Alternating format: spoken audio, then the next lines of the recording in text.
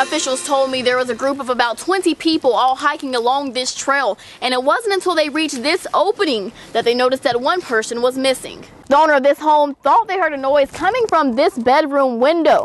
So when they came outside to check it out and see what the noise was, they also noticed that there was a ladder here. By the time the owner walked outside, she noticed the person was already halfway down. This hole is just big enough for me to get through, or maybe someone slightly larger than me, but this is how the suspects broke in to the Best Buy store through the back of the building. And not only did the suspects bust through this wall, but there's also this second hole blocked by pipes and 4 other lights. Overhead, all broken, nothing but glass everywhere.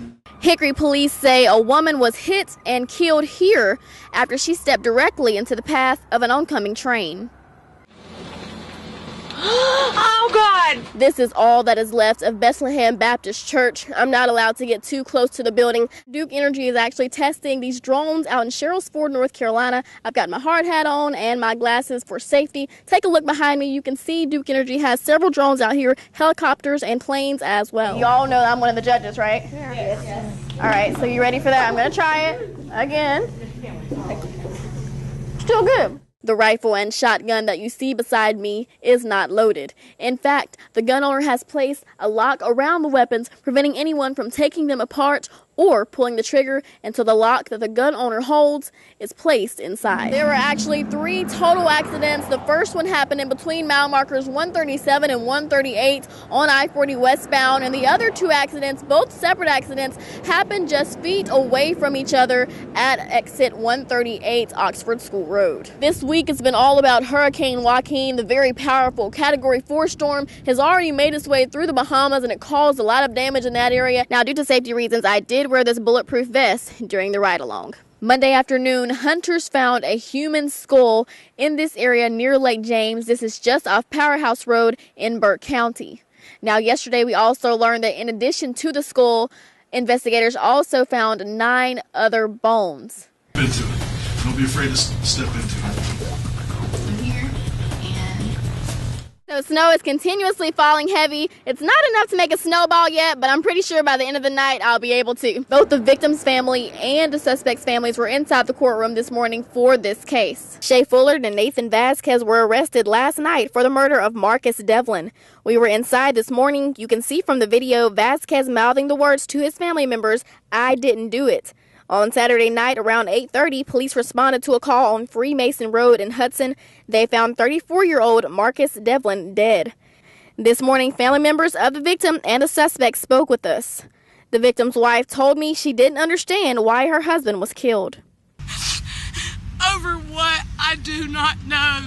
Tomorrow, I'll be looking into the case to see if police have gone through any more warrants and hopefully have more information for you. I've been hearing different opinions about this issue all day long, but the bottom line is there is no law that prohibits people from flying the Confederate flag. Now, the incident happened right here behind me. A teenager was pumping gasoline in his pickup truck and he had the flag flying on the back of it. A man came up to him, told him to take the flag down, and when he said no, the man responded by pulling a gun out. Now, I shot this video on my phone several weeks ago. You can see here there is about 50 to 60 cars in line flying their Confederate flag. We actually had viewers message us through our WHKY Facebook page when this happened. Some of those viewers concerned for their safety, others alerting us of the situation. It's my flag, it's my property, and if someone doesn't like it, then until it becomes their property, then they can take it down. This is my flag, this is my choice. It stays where it's at. If you want to take it down, you can try to take it down, but this has nothing to do with what happened in the past. I had over 600 men in my family, on one side of my family, to die in the Confederate War. This flag is heritage for me. My flag will not come down. This incident happened early Sunday morning around 1:30.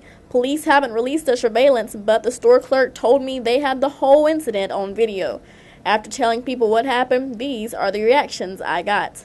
I think it's their right if they want to. I don't see anything wrong with it. This woman lives on the same road as the teen involved in the incident. I mean, as long as they're not physically harming someone, I don't see anything wrong with it. Pastor Roberts, a Navy veteran, says there's no reason for violence to occur because of a disagreement. I can disagree with you. I don't have to pull out a gun.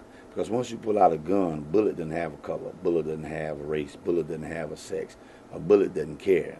And to take a person's life because he wouldn't take a flag off the back of his truck, that's too extreme to me. That's real extreme. Hickory Police Officer Thurman Wisnett says the police are trying to make sure incidents like this are taken seriously. We've still got some follow-up and some work to do, and we just hope, we understand that, recently that there's a lot of controversy surrounding the Confederate flag, and we just hope that everyone would take into account the feelings of others and use good judgment, but there's no justification for someone to pull a firearm on another person for that.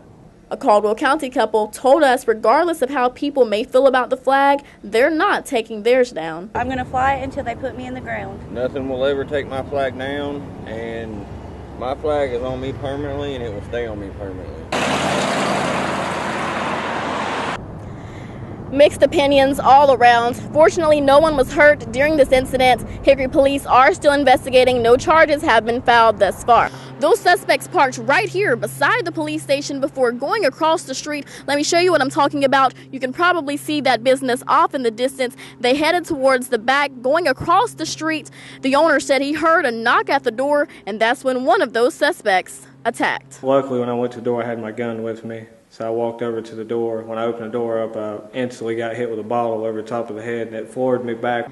Jordan Lyons is currently remodeling the Catawba Feed and Supply store. He usually stays overnight and never runs into any problems, but last night he believes he could have lost his life. I didn't expect anything ever like this to happen in Catawba because everybody knows everybody, so it's a complete shock to me. After the first suspect hit him in the head with a beer bottle and then a cinder block, Lyons went for his gun.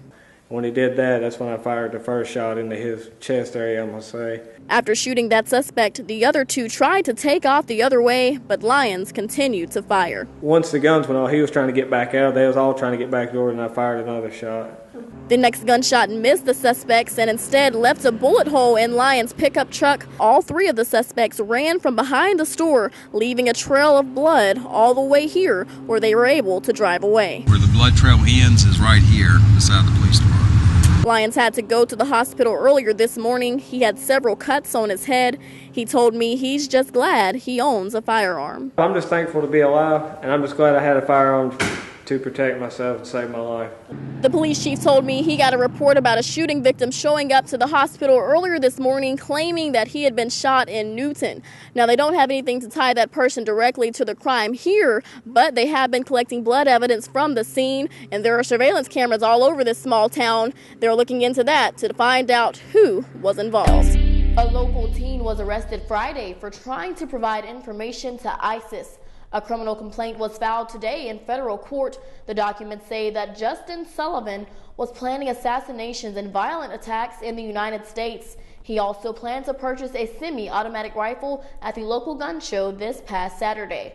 I was at Sullivan's home earlier today when we first broke the news on WHKY, and his neighbors told me the teen would often have target practice just yards away from their home. He had a BB gun, pistol BB gun, and he had different targets set up, and he'd run around and shoot those targets. That really it made me uncomfortable. Seriously, it made me uncomfortable. It was from behind this fence where neighbors say Sullivan would shoot. They described him as a strange man. They said he never said anything to them.